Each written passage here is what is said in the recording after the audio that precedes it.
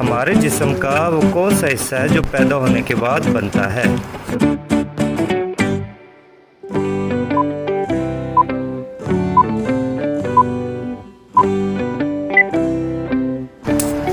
اس کا جواب ہے دانت۔ وہ کون سی ایسی چیز ہے جو حرام ہے لیکن اسے پینے سے ثواب ملتا ہے؟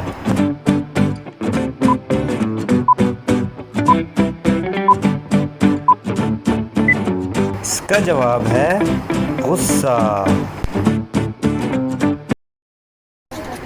قرآن پاک کی سب سے چھوٹی سورہ کون سی ہے؟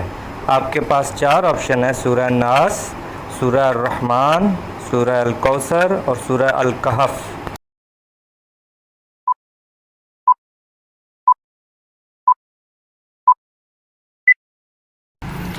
اس کا جواب ہے سورہ کوثر۔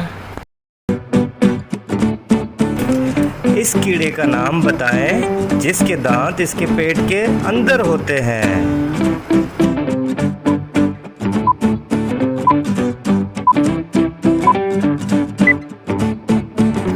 اس کا جواب ہے کیکڑا۔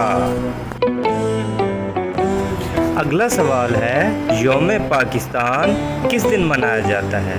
آپشن ہے 23 مارچ، 14 اگست، 6 ستمبر یا 25 دسمبر۔